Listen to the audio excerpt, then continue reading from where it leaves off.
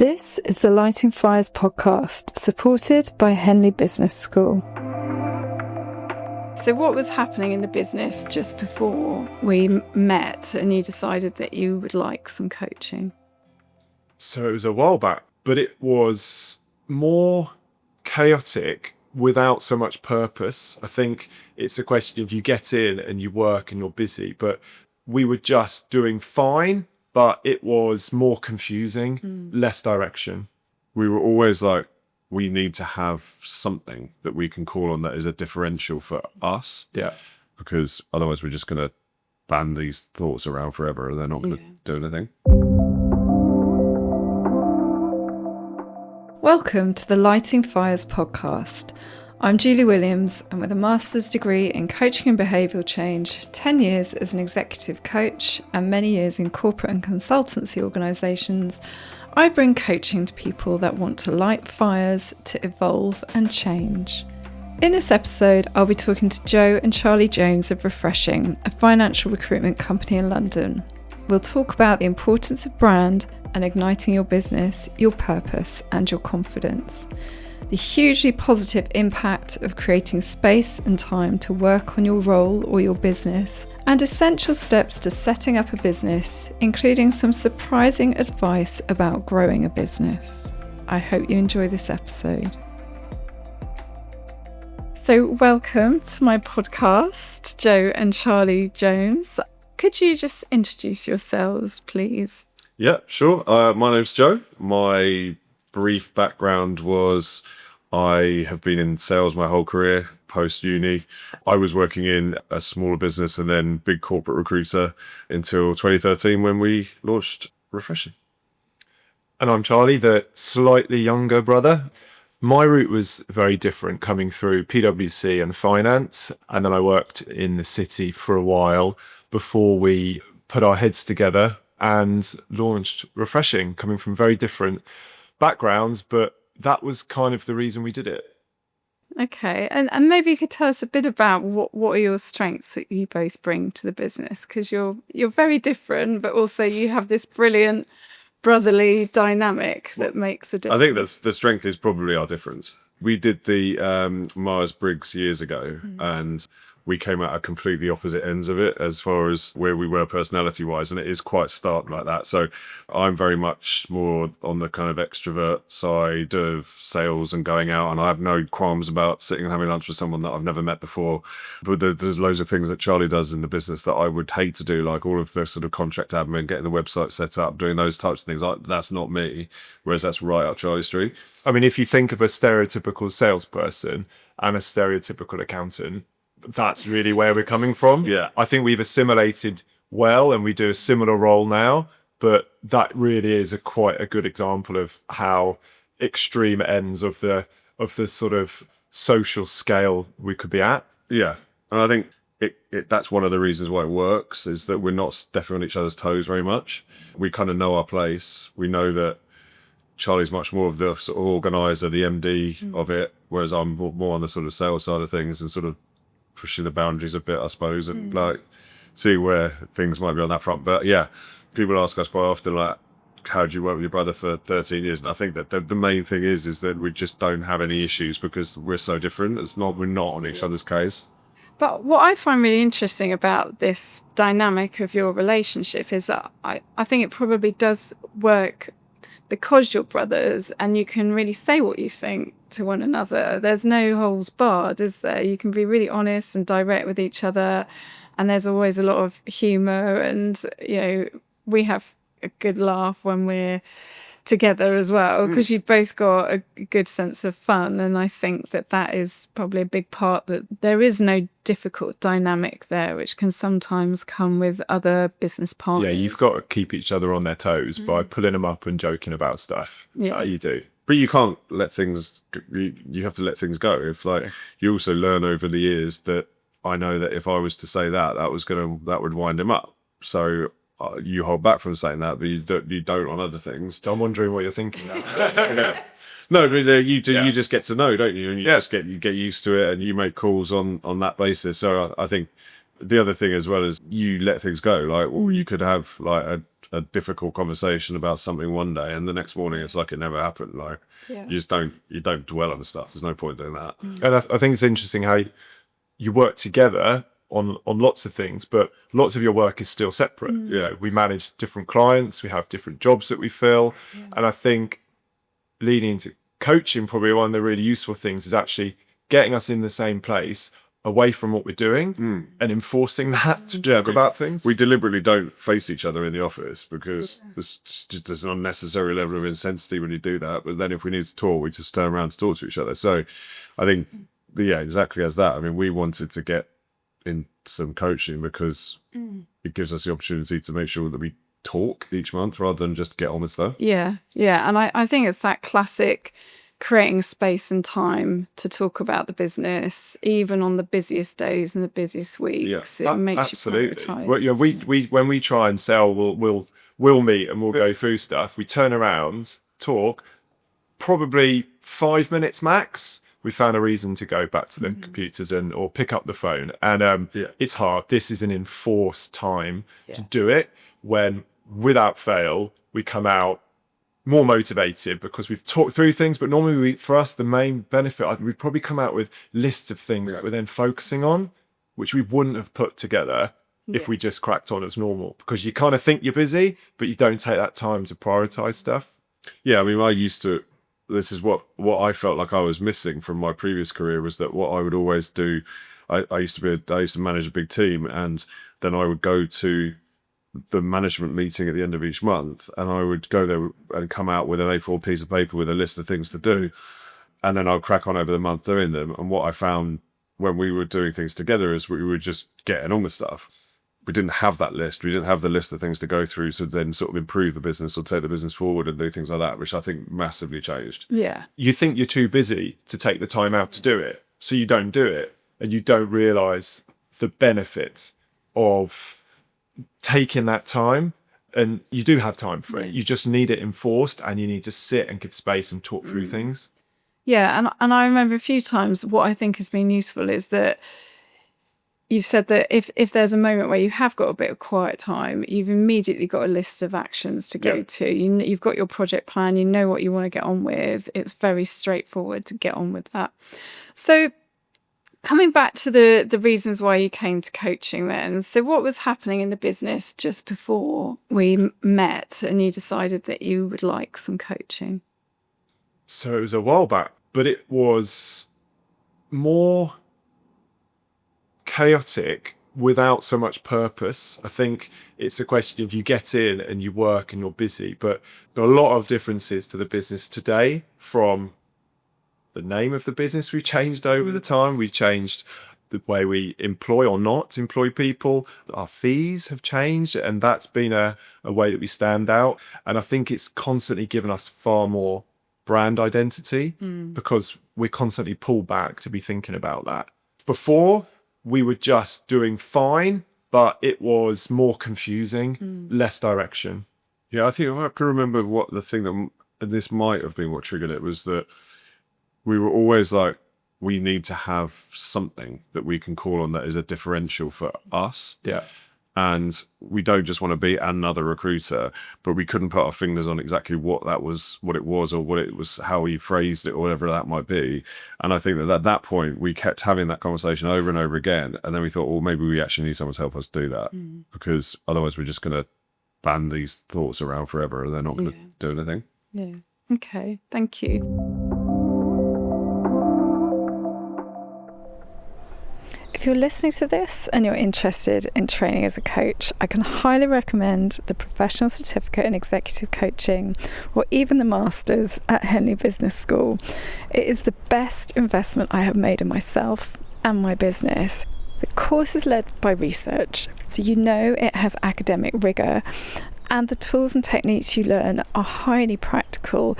You get the opportunities to practice, you build confidence. I also gained friendships for life, a community that's continued to support me.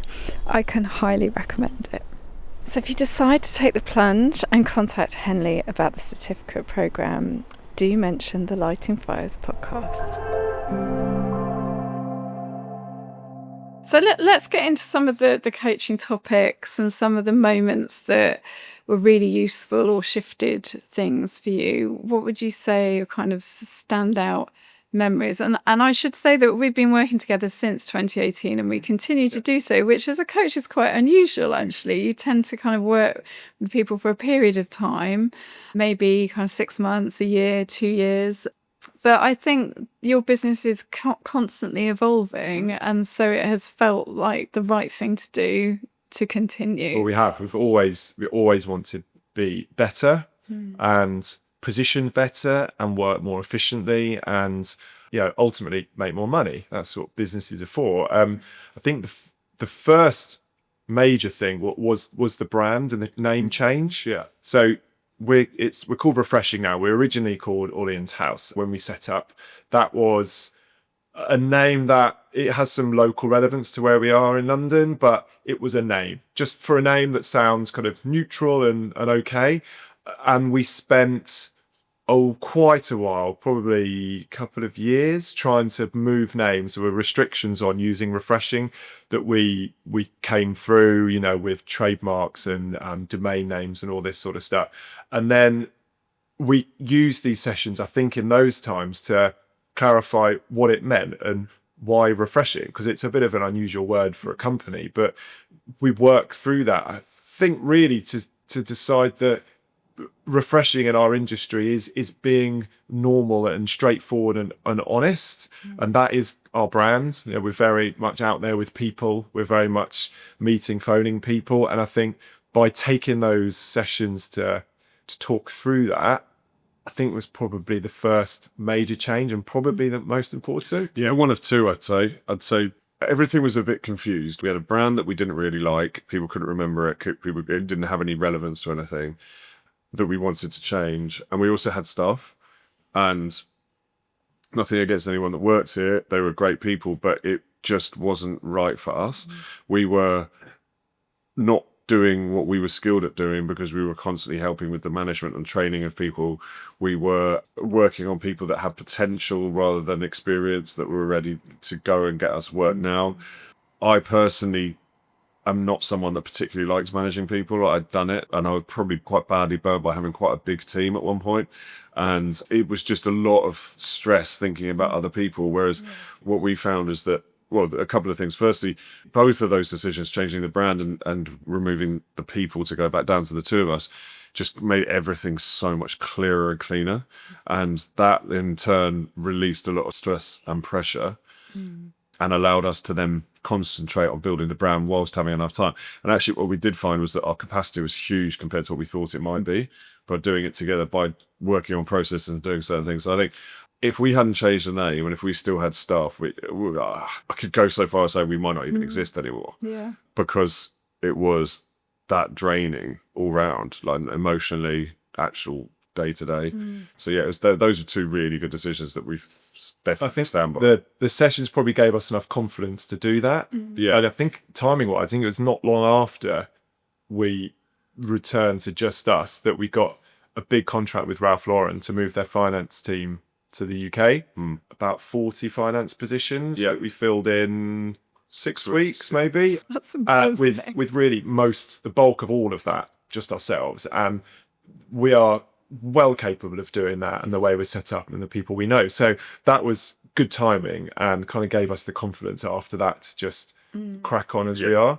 Yeah. And it massively brought down your overheads. Oh, huge. Yeah. I mean, and the stress of overheads is considerable as a small business. And I'd say to anyone that was starting, keep them as low as possible because then you've got room to grow. But the stress numbers of just looking at salaries going out each month, then you add on employers' national insurance, and then you're starting to think, my God, we're so far behind before the month's even started. It was a very good decision to do. Yeah, it's interesting. I was talking to somebody else in my network yesterday, another ex-client who has done something similar to you. And he was saying how we were both discussing how we assume that our businesses need to grow in that way and that we need to add people and have a team, but we probably underestimate the enormous impact that has on stress and pressure.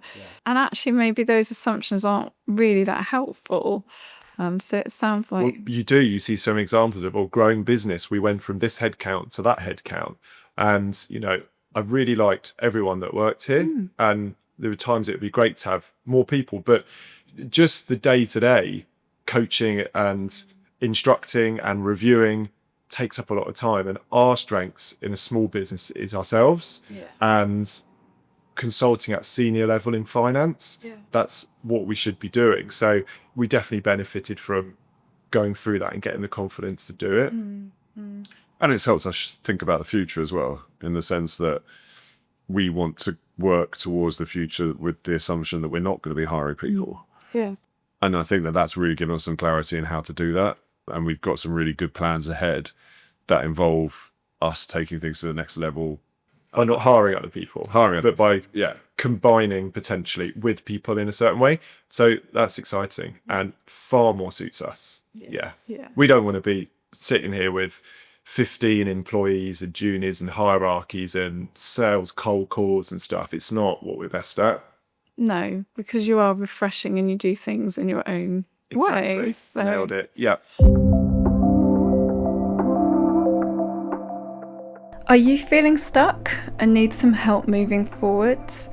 At Lighting Fires, I work with business leaders, future leaders and their teams to ignite their full leadership potential.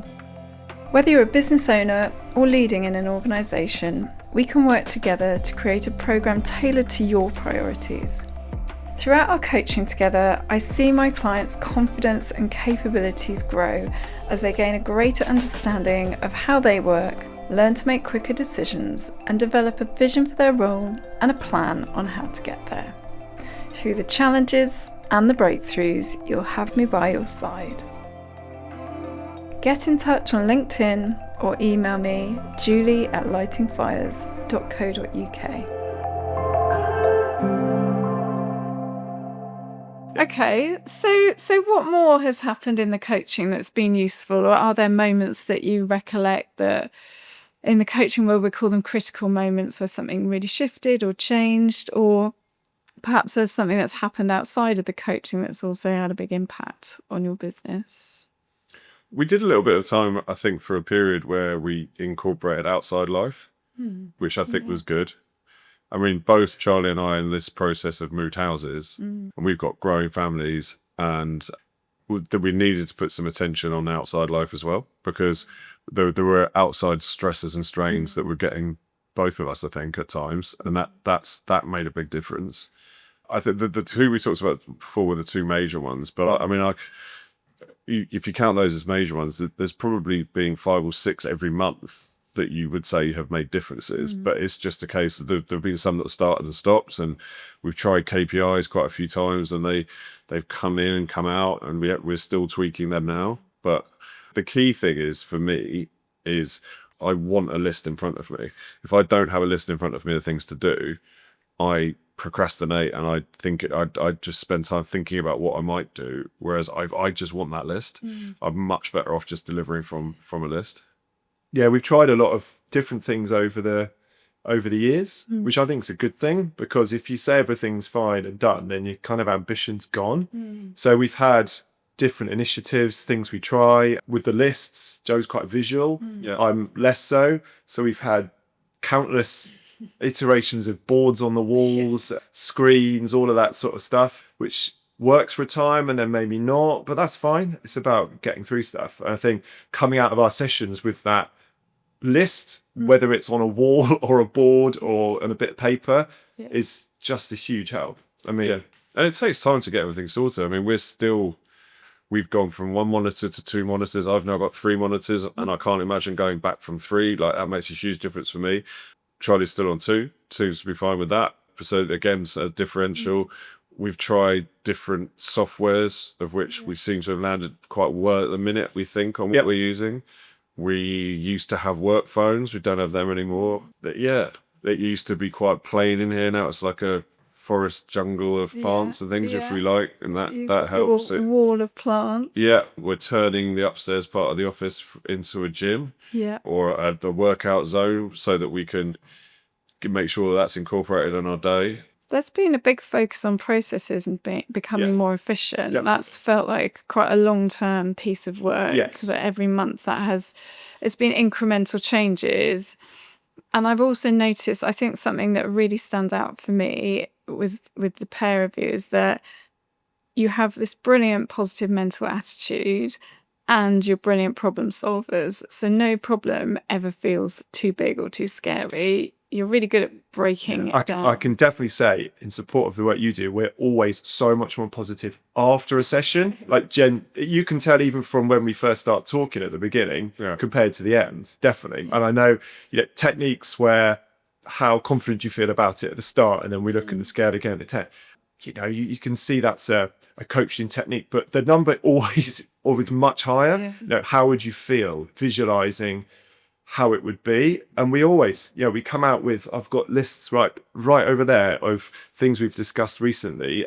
We're keen to put into action, motivated, and we just would not have done that. Yeah. This morning, yesterday, whenever you meet, we would have carried on with just what we were doing. So that visualization is really good, and the positivity is definitely at a high when you come out. Yeah. Well, I think as well is that probably if we were to assess one area that we're pretty good at is taking on a lot of different things at once, and that probably motivates us, and we're less motivated when that starts to drain into sort of just one or two things. Because I think that one thing we've always kept on top of is making sure that our equipment around us and our processes around us allow us to work at high speed. So the extra monitors, you work quicker. Like both of us hate working at home on a laptop. It's just almost impossible from what we do because of how much we've set things up here. We've got the best phone systems that we can enable us with. So I think that these sessions allow us to pour additional work into the pot which we want, because then we'll work a way to find out how to make it work, and then that could increase our capacity again a little bit. And I think that's where I think it works quite well, is that certainly from my perspective, I'm terrible when I don't have much to do, because I just find other things to do, or then the 3 monitors become a problem because you start putting stuff on them that you shouldn't be putting on them, like Twitter and stuff like that. But give me a list of things that I've got to crack on with a particular time frame, and I'll do it. It's a good combination of improving your process efficiency and then pouring into that stretch targets, because half of what you're doing is creating time, and the other half is filling that time with even more stuff, but stuff you want to be doing. Yeah. And that's probably what we're pretty good at. We're using technology where we can, but not the expensive real stuff. We do 50 events a year, getting out, meeting people, lunches, breakfast, all this sort of stuff. And we don't find that a particularly difficult thing to arrange and do because of how we do it. And I think talking through that is probably how we've got to that point. Yeah. Yeah, definitely. It's really good to be held to account to stuff. And I know that you're not going to tell us off if we don't do it, but it is in our mind that we've committed to doing this in this particular month, and it is just a different person. I also think that there's a bit about dynamics that are quite tricky. I mean, we used to use the dynamic of the two of us, and we bring our dad in, who's an ex-CFO. And that was just a terrible dynamic, because it was 3 of us who were all invested in the same thing. 3 always means 2 gang up on 1, and it never works. And it's so much better to have someone independent working with us, because then it's just the dynamics are a lot better. Yeah, absolutely neutral in the dynamics. Yeah. And I think going back to that point about being busy and cracking on with things, it's the old adage, if you want something done, give it to a busy person. And even as a coach, I still really value being coached by other people. In fact, it's really important to continue experiencing coaching when you're a coach. And I just love coming out of coaching sessions and having a real clear focus on, right, this is what I've got to get done, this is my list of things to do. It really creates a lot of energy and motivation, doesn't it? So yeah. At this point in the podcast, I'm going to ask one of the optional questions. Oh, right. Which today I've brought in a little envelope. So who would like to do the honours of picking the question? You go first. Yeah. Right, what do? I read it out? So yeah, you just pick it and then you read it out. Just the biggest F up that we've had so far. Yeah, what's your biggest thing you've screwed up in business along the way? I'd probably say it was extending our overheads too much. I think we let them get away with us way too much too quickly. We probably had a bit of that ego thing of like, I need to have a team. Yeah. We're a recruitment company. We're this business that needs to have people, and then when people ask you how many people you got, you say, I've got 6 people working for me, and that sounds good. And actually, suddenly the overheads got scary quick. And you got people that hadn't made any money for you, and they've been there for 6 months, and they have got the potential to, but that 6 months has cost you 50 grand all rolled up, and you're like, hold on. Yeah.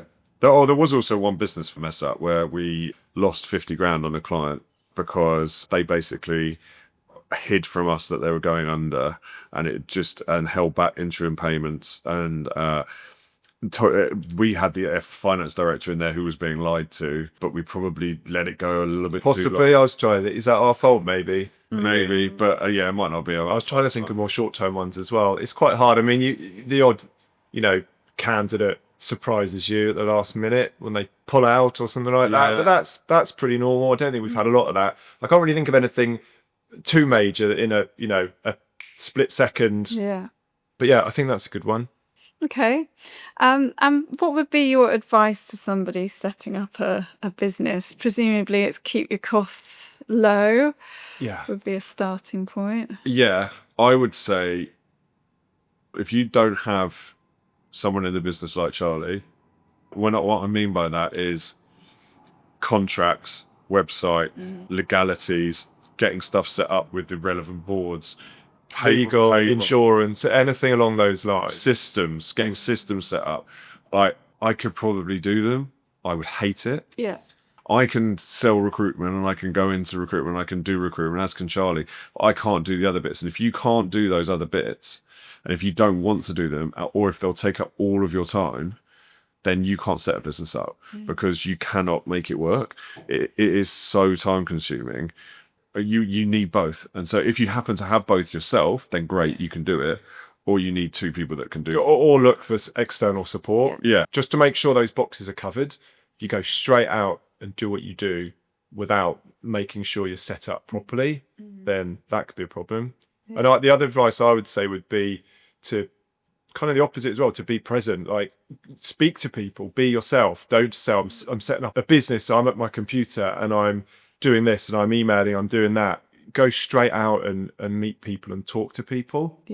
Yeah, I think that's really important. That's something I learned setting up my own business. As somebody once said to me, when you first set up your coaching business, you're going to have to spend at least 50% of your time networking and meeting people. Yeah. And I was gobsmacked. Yeah. And he was absolutely right. You've got to meet people, get out there and get some feedback on your offerings. I definitely assumed that I would be offering certain types of coaching to certain people, and as I created these packages and tested them out, I got some brilliant feedback and ended up doing some quite different things than what I had expected.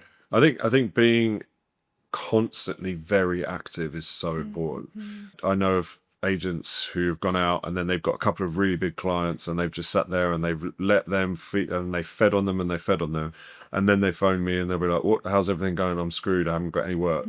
You're like, you need to work all the time. And like, so Charlie and I we have a view that if it gets quiet, that's when we go incredibly active and get out in front of people as much as possible, because you've got to drill up the work, and it takes time and it takes energy. And so you might meet someone who doesn't give you work for a year, but you can't just sit behind your computer. Can't just sit in your office. Is it, if you just sit behind your computer? No. And also, I mean, from my perspective, from being in the bigger recruiters and working, if I was going to start a recruitment business, what I wouldn't do is go and just replicate the one I was in, which I think a lot of people do. They take the same KPIs out, and they try and create themselves a smaller version of the bigger business. You're not going to win, because the bigger business is already there and it already does it with more people and more. But you have to do something different. Massive marketing budgets. Yeah. You got to have a different, and often that can just be a personality trend that you take to the market. We have deliberately called ourselves refreshing because we don't want to be the shiny shoe recruiter that walks around town and tries to drum up business through sales and the type of person that's on The Apprentice. We want to do it in a lot more personal approach. So we're consistent with that approach. Yeah. Also, I would think about that at the outset is, what do you want to represent differently? And are you faking it, or is that actually you? Like, because we could be faking a personality. You can't keep that up. You got to just be yourself, or you've got to have a differential that you sit behind your back. But yeah, I mean, I wouldn't just go out and replicate something else. No. And if you're not being yourself, it will leak out fairly quickly. People will pick up on that. Yeah. Oh, yeah. Definitely. There's definitely no shiny shoes in the room today. No, I've never seen you in a suit. Nike Air Max. Yeah. I'm wearing shorts. Usually your fresh group fleeces and shorts. Yeah. Yeah. Great. So my last question is, what is next for Refreshing? Well, more of the same, but better. Is that a bad answer? No. We like what we do and who our company has become. We want to grow. We have some ideas of how that's going to happen. Not quite able to share. Watch this space and all of that. Yeah. We meet a lot of people. We have good clients. We just want more of that. Yeah. We've spent a long time creating a really good, sustainable business that can last for a long time as it is. Alongside it, we've created quite a big network of very impressive people. And I think the future will be integrating that even more to create a business that's even bigger. And I think that could be done through lots of different means, but it's not just a lifestyle business. It has been a lifestyle business, but it's been built with the view that it can be dialed up to something a lot bigger. So a lot of those people in our network, we're hoping will be using us more and more over the years so that we can then implement the plans that we can't talk about, but there's a lot more to come. Yeah. We've got another decade in this at least. Yeah. I totally believe that. And I must say, I find you really inspiring to work with. I come out of our sessions feeling inspired to make changes in my own business, or to, sometimes when we do the more personal coaching, I'm thinking about my own kind of goals around my exercise and fitness or, whatever it is. It brings me up and gives me lots of energy too. So it's good. Yeah, that's how we feel. Yeah. And the odd TV recommendation, theatre or something. It's always good, isn't it? Definitely. So is there anything more that you'd like to talk about? If someone's on their own in an office and they're thinking, what do I do next? I think you do need someone else to help you do that, work that out. We do. I think at times, the things we talk through and the way it's done add loads, but at times you can almost just sit there and not speak, and somehow it gives us that space to work through things, and even that is incredibly valuable. Yeah. Thank you. So if anybody's looking to do some financial recruitment, how do they get in touch with you? Joe or Charlie at refreshing.com is the best way to get hold of us. If you're hiring between 50 and 200k, we got you covered. We've got an enormous network that we've built over the last 13 years. So, okay, fantastic. Thank you very much. Thank you very much. As I listen back to this episode, I'm reflecting on the importance of spending time on your business or on your role. If you don't have a coach, find a trusted friend or a business friend, someone who's in a similar situation to you, and schedule monthly meetings. Have an agenda and work through key topics and decisions, then swiftly implement so you can review success next month. You can plan together, discuss new ideas, and work through complex issues. It needs to balance accountability, encouragement, and challenge, and probably plenty of coffee. My second top tip is, if you run your own business, don't be afraid to make structural changes to your business. Ask yourself, is your equipment and software saving you time? Are your processes and systems efficient and serving you well? What business costs could you cut? Do you have the right people or structure? Joe and Charlie cut their overheads by 70% by making a courageous decision that was well thought through, and they continue to make small incremental changes, which really continues to power their business forward. If you'd like to find out how we can work together, contact me at julie@lightingfires.co.uk or on LinkedIn. I'm Julie Williams, MSc. And if you enjoyed this episode, please leave a 5-star rating so others can benefit from my clients' inspirational stories. I hope you enjoyed the episode, and I look forward to you joining me next time on the Lighting Fires podcast.